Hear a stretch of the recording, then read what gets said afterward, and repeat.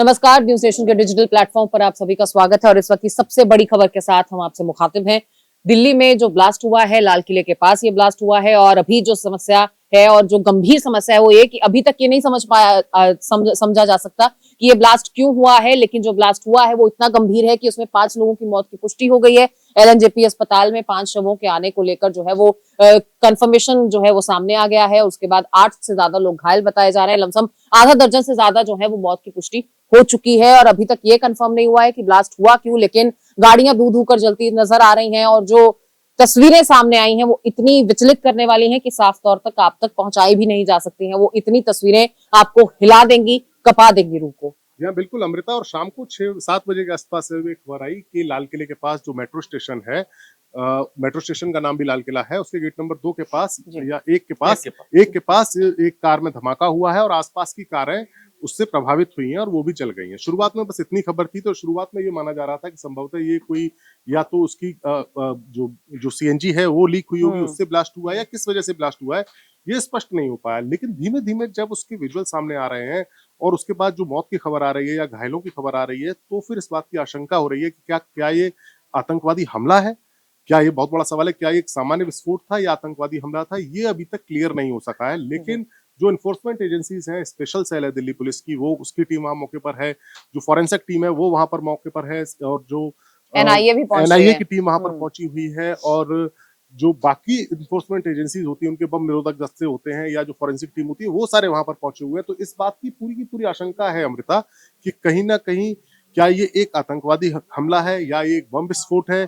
क्या इसकी वजह ये क्लियर नहीं हो सका है। हम अभी तक पुष्टि नहीं कर सकते कि बम विस्फोट हुआ कैसे, ये हमला, ये कार में विस्फोट हुआ कैसे। लेकिन जो इसका प्रभाव है, जो इसकी इंटेंसिटी है, जो चश्मदीदों के बयान आ रहे हैं, वो बयान हमें ये बता रहे हैं कि इसकी इंटेंसिटी काफी ज्यादा थी। कुछ चश्मदीद बता रहे हैं कि इतना बड़ा धमाका था कि हिल गए, स्ट्रीट लाइट तक टूट गई। तो एक सामान्य धमाका जो कार में नॉर्मली होता है, उससे ये थोड़ा सा अलग है। ये अलग है, इसीलिए सवाल उठ रहे हैं कि क्या ये कोई आतंकवादी हमला है या एक सामान्य विस्फोट हुआ है कार में। ये अभी तक साफ नहीं हो सका है। अभी तक की जो रिपोर्ट है वो यही बता रही है। बिल्कुल जाहिर तौर पर, लेकिन जो तस्वीरें हैं वो जाहिर तौर पर शक को और गहराती हैं और जो लगातार खबरें बीते कुछ दिनों से सामने आ रही हैं, फिर चाहे वो विस्फोटक की बरामदगी होना, चाहे फरीदाबाद को हम देख लें, और लगातार ऐसी तमाम गतिविधियां जो राजधानी के इर्द गिर्द जो है वो रची जा रही थी और आगे एक बड़ी साजिश थी जिसे नाकाम किया गया है। लेकिन क्या लगता है कि ये भी उसी साजिश का एक हिस्सा मालूम हो सकता है, क्योंकि अभी साफ तौर पर कुछ नहीं कहा जा सकता। देखिए, अभी जो है, अभी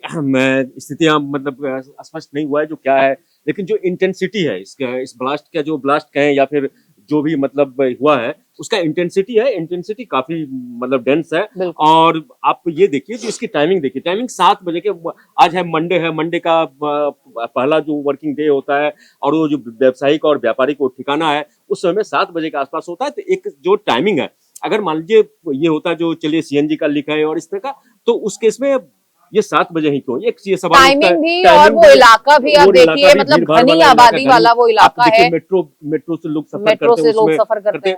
तो मैं इसमें एक जो कहना चाहूंगा, ये जो ब्लास्ट है 2005 में जो दिल्ली में जो ब्लास्ट हुआ था, उसके बाद अगर आप देखिए तो सबसे बड़ा ब्लास्ट ये है, क्योंकि इसके बाद 2005 के बाद दिल्ली में बहुत कम इस तरह का हुआ था। और बिल्कुल एहतियातन देखिए, दिल्ली भी अब हाई अलर्ट पर है, मुंबई भी हाई अलर्ट पर है। उसके बाद देखिए जो 25 अक्टूबर 2016 को एक हुआ था, नया बाजार इलाके में ब्लास्ट हुआ, तो पटाखे का ब्लास्ट था। उसके बाद देखिए 20 अक्टूबर 2024 को एक ब्लास्ट हुआ था, तो स्कूल के पास ब्लास्ट हुआ। तो इसका इंटेंसिटी जो आप देखिए, उस इंटेंसिटी से देखिए तो 2005 वाला जो ब्लास्ट था, उसके बाद ये सबसे बड़ा एक है। और जिस तरह की हताहत होने की जो खबरें आ रही है, और उसमें आप ये देखिए, जो आज जो सुबह से जो एक बड़ी खबर आई, देश को जो दहलाने की एक साजिश हम उसको कह सकते हैं, उसमें लगातार जांच उसमें चल रहा है और उसमें अभी तक की जो पुष्टि है उसके हिसाब से लग रहा है जो ज्वलनशील पदार्थ वो जो मिला है, जो मतलब विस्फोटक जो बरामद किया गया है। शुरुआत में खबर आ रहा था जो आरडीएक्स है और कुछ ये है, लेकिन उस तरह का तो आरडीएक्स नहीं है। लेकिन जो उसका इंटेंसिटी है उस ब्लास्ट का, सॉरी उसका जो वहां से जो रिकवर किया गया तो उसकी भी जांच हो रही है। और उसका देखिए फरीदाबाद में जो रिकवर हुआ, उसका अगर आप तार देखिए तो फरीदाबाद से हरियाणा में, क्योंकि फरीदाबाद जो ऐसा माना जाता है जो एक शांत इलाका है, वहां इसका ये है। उसके बाद सहारनपुर से इसके तार जुड़ रहे हैं और सबसे बड़ा तार जम्मू कश्मीर में कई जगहों पे, नौगाम से लेके कई जगहों पे मतलब उनका रेड चल रहा है और वहां से जो रिकवर हुआ है रिकवरी ये है। और अभी तक जो खबरें आ रही है उसमें 8 से 10 लोग अभी तक गिरफ्तार किए जा चुके हैं जम्मू कश्मीर में, और वहां लगातार जो पूछताछ ये चल रहा है। तो उस एंगल से तो हम अभी कहना बड़ा मतलब जल्दीबाजी होगा जो क्या है exactly, जब तक की जांच करें। लेकिन जिस तरह की हताहत होने का और जिस तरह का ब्लास्ट था, ब्लास्ट का इंटेंसिटी का अंदाजा आप इससे बात से लगा सकते हैं। जो ब्लास्ट हुआ तो जो कार के जो शीशे जो चकनाचूर हुए, आसपास के दुकानों के शीशे तक बिल्कुल जाहिर तौर पर जो तस्वीरें सामने आ रही हैं वो तस्वीरें भयावह हैं। और बड़ा अपडेट आपको तक पहुंचा दें कि 9 लोगों की मौत की पुष्टि हो गई है और अभी आंकड़ा और बढ़ सकता है, दुर्भाग्यपूर्ण है। लेकिन जिस तरीके का वो इलाका है, जिस तरीके की भीड़ भाड़ वहां रहती है और जो पीक आवर्स जिसमें ये ब्लास्ट हुआ है, उसमें ये आशंका जताई जा रही है कि अभी आंकड़ा जो है वो और बढ़ सकता है। और वहां की हालत की अगर बात की जाए तो तस्वीरें वाकई में डरा देने वाली हैं। आपने भी तस्वीरें देखी हैं, दर्शकों को वो तस्वीरें साफ तौर पर दिखाई भी नहीं जा सकती, इतनी डरावनी है। शवों के भी चिथड़े उड़ गए हैं। जो शव जिनकी लोगों की मौत की पुष्टि हुई है वो पूरे शव भी वहां से बरामद नहीं हो पाए। जी हाँ, बिल्कुल। और जो सबसे नजदीक जो हॉस्पिटल है एलएनजेपी, वहां पर कैजुअलिटीज को ले जाया जा रहा है। तो इस तरह की खबरें आ रही हैं कि करीब 8 लोगों की मौत की खबर बताई जा रही है। हालांकि अभी हम पूरी तरीके से इसको कंफर्म नहीं कर सकते, पूरी तरीके से हम ये कंफर्म नहीं कर सकते कि ये धमाका या किसी विस्फोटक के जरिए हुआ है या उसकी वजह क्या थी। लेकिन जिस तरीके की हलचल है, जिस तरीके से लॉ एनफोर्समेंट एजेंसीज वहां पर पहुंच रही हैं, एनएसजी का दस्ता पहुंच रहा है, एनआईए की टीम पहुंच रही है, स्पेशल सेल पहुंच रही है, उससे लगता है कि कंप्लीटली ये इस बात का डाउट है कि कहीं ना कहीं ये डर है, ये आशंका है, ये एक आतंकवादी घटना भी हो सकती है। इसे एहतियातन कदम भी क्या कहा जा सकता है, क्योंकि राजधानी को लेकर आप कहीं भी कोई भी वो लूपहोल कोई छोड़ नहीं सकते हैं। तो इस तरीके से तमाम दस्ते वहां पर पहुंच रहे हैं, क्या इसे एहतियातन भी समझा जा सकता है? हाँ, बिल्कुल समझा जा सकता है, क्योंकि इतनी बड़ी घटना। और चूंकि अभी पंकज जो बता रहे थे कि सुबह जो रिकवरी की बात आई कि 350 किलोग्राम एक विस्फोटक पदार्थ बरामद हुआ था फरीदाबाद से। जो संदिग्ध व्यक्ति था वो जम्मू कश्मीर से जुड़ा हुआ था, उसको गिरफ्तार किया गया था 10 दिन पहले वहां पर जैश ए मोहम्मद के पोस्टर चिपकाने के आरोप में। और पूछताछ में जब ये खुलासा हुआ तो फिर उसके बाद यहाँ पर विस्फोटक मिला, टाइमर्स मिले, 20 टाइमर्स मिले, एक राइफल मिली, पिस्टल मिली, 80 के आसपास कारतूस मिले। तो कहीं ना कहीं ये बात तो है कि भारत के भीतर एक आतंकवादी हमला, बड़ा हमला करने की साजिश रची जा रही थी। ये तो आज की जो बरामदगी हुई है उनको अगर हम सही माने तो उस हिसाब से हम मान सकते हैं कि बड़ी साजिश रची जा रही थी। और आज शाम को ही विस्फोट होना, इन दोनों का क्या कोई कनेक्शन है हम अभी कंफर्म नहीं कह सकते कि क्या इन दोनों, ये सुबह जो बरामदगी हुई है इतने बड़े विस्फोटक की और शाम को ये विस्फोट हुआ है, क्या कोई कनेक्शन है, हम नहीं कह सकते, हम कंफर्म नहीं कर सकते। लेकिन इसी दौरान सुबह बरामदगी होना, शाम को एक विस्फोट होना, और ये अभी कंफर्म नहीं हो सका है कि इसकी वजह क्या थी। कार में धमाका हुआ, कार में धमाके होते हैं, गैस से चलने वाली कार है, लेकिन इतना बड़ा धमाका और इस स्तर पर जो नुकसान हुआ है, धमाका होना, इतना बड़ा जो की मौत होना। खैर वो एक भीड़-भाड़ वाला इलाका भी हम लोग जाते रहे, वहां पे हमने देखा है कि शाम के वक्त वहां पर कितनी भीड़ रहती है, पैर रखने की जगह नहीं रहती उस इलाके में। ऐसी जगह पर पार्किंग में रखी गाड़ी में इको वैन शायद बताई जा रही है, इको गाड़ी बताई जा रही है जिसमें ये धमाका हुआ और आसपास की गाड़ियां जली। लेकिन जो विजुअल 5 से 6 गाड़ियां हैं जो उसकी आग की चपेट में, आग की चपेट, आप विजुअल देखिएगा कि जिस तरीके से उस गाड़ी के धमाके के बाद गाड़ी के जो चिथड़े उड़े हैं, गाड़ी चूर चूर हुई है, वो देखकर लग रहा है कि ये कुछ एक नॉर्मल धमाका नहीं है। लेकिन ये क्या है, ये जांच एजेंसीज बताएंगी, पुलिस वहां पहुंची हुई है, टीम पहुंची हुई है, फॉरेंसिक रिपोर्ट आएगी तो पता चलेगा कि धमाके की वजह क्या थी, जांच की जाएगी। क्या कोई केमिकल यूज किया गया था या कोई विस्फोटक यूज किया गया था या फिर नॉर्मल सीएनजी का धमाका था, ये अभी साफ नहीं है। लेकिन जो बात साफ है वो ये है कि धमाका बहुत बड़ा था और 8 लोगों की मौत की पुष्टि हुई है। लोग ये भी बता रहे हैं कि शायद मृतकों की संख्या बढ़ भी सकती है, घायलों की संख्या दर्जन भर के आसपास बताई जा रही है। एलएनजेपी से रिपोर्ट आ रही है। अभी तक कंफर्म सिर्फ इतना कह सकते हैं कि एक बड़ा धमाका हुआ है और एनफोर्समेंट एजेंसीज वहां पहुंची हुई है। देखिए दिल्ली एनसीआर पूरा जो है वो अलर्ट मोड पर है, यूपी में अलर्ट मोड है और मुंबई भी इस वक्त अलर्ट मोड पर है।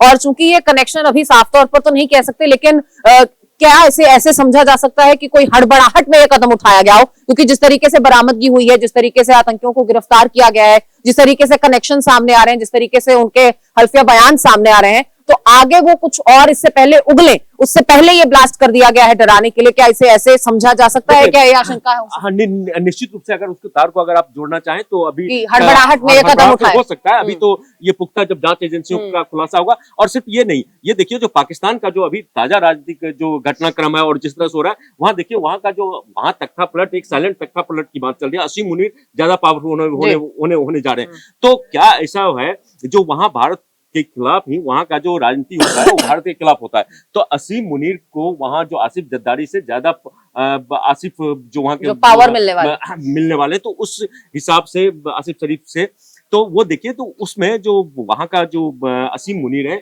तो क्या असीम मुनीर वो चाहेंगे जो अपने तख्ता को वहां और मजबूत करने के लिए भारत में इस तरह का कुछ घटनाक्रम हो, हो सकता है उसका भी एक हो, क्योंकि ये देखिए जिस तरह के लगातार वारदात इसमें जो घटना में जिस तरह हताहतों की संख्या बढ़ रही है और जिस तरह से लोग घायल हुए हैं, जिस तरह का इसका इंटेंसिटी था, तो इसको जोड़ा जा सकता है। जो हो सकता है उसके भी देखिए वहां का तो तार जुड़ रहा है जो आतंकी संगठन वाला मसला है, अभी ये साफ नहीं हो पाया है, लेकिन इस बात की प्रबल संभावना है जो ये इसके भी तार उससे जुड़ सकते हैं। बिल्कुल, जाहिर तौर पर तो देखिए अभी जी अमृता, भारत में कोई आतंकवादी घटना अगर होती है तो उसके तार पाकिस्तान से जुड़ते हैं, ये बता रहे हैं पंकज, सही बात है।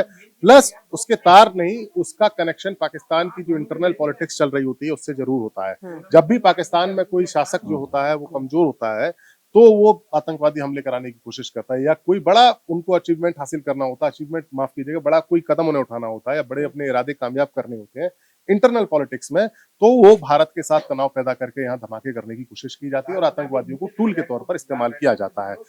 हमने देखा जो पहलगाम में अटैक हुआ था अप्रैल में, उससे पहले हमने देखा कि पाकिस्तान के भीतर पाकिस्तान आर्मी की क्रेडिबिलिटी पूरी तरीके से डाउन जा रही थी। ट्रेन वहां पर हाईजैक हो रही थी, टीटीपी या फिर जो बीएलए है, ये संगठन वहां पर हथियारबंद संगठन हमला कर रहे थे। पाकिस्तान आर्मी की क्रेडिबिलिटी डाउन थी। पहलगाम में हमला कराया गया, उसके बाद भारत ने रिस्पॉन्स किया, ऑपरेशन सिंदूर चलाया, पाकिस्तान के कई आतंकी ठिकाने नष्ट किए गए, 3 दिन तक एक हवाई युद्ध चला, उस युद्ध में भारत ने काफी अच्छी खासी बढ़त भी हासिल की। लेकिन पाकिस्तान की तरफ से पाकिस्तान आर्मी का प्रोपेगेंडा ऐसा चला कि वहां पर उन्होंने उसको अपनी जीत के तौर पर पेश किया और असीम मुनीर फील्ड मार्शल बन गए। बिल्कुल, ये शर्मनाक है। लगातार इस तरीके के तमाम कदम पाकिस्तान की तरफ से उठाए जाते रहे, लेकिन फिलहाल जो दिल्ली में धमाका हुआ है उसे लेकर जो अब तक के अपडेट्स हैं वो यही कि फोरेंसिक टीम वहां पर मौजूद है, एनआईए वहां पर पहुंच रही है और तमाम जो जांच टीमें हैं वो वहां पर पहुंचकर इस बात की तस्दीक करने की कोशिश कर रही हैं कि आखिर ये धमाका हुआ क्यों है। एक गाड़ी में धमाका हुआ है जिसकी चपेट में 5 से 6 गाड़ियां आई हैं, आसपास के पूरे इलाके को नुकसान हुआ है, क्योंकि लाल किला मेट्रो स्टेशन के पास ये धमाका हुआ है तो मेट्रो स्टेशन को भी काफी नुकसान हुआ है। और अब तक के जो आंकड़े हैं वो 9 की मौत की पुष्टि बताई जा रही है, लेकिन दर्जन भर लोग हैं और इससे ज्यादा आंकड़ा जो है वो बढ़ सकता है। आने वाले समय में तमाम अपडेट्स के साथ फिर से हाजिर होंगे। फिलहाल के जो अपडेट्स हैं वो यही कि टीम्स वहां पर मौजूद हैं और एहतियातन तमाम कदम उठाए जा रहे हैं। फिलहाल दिल्ली, मुंबई, यूपी, दिल्ली एनसीआर का पूरा इलाका हाई अलर्ट मोड पर नजर आ रहा है।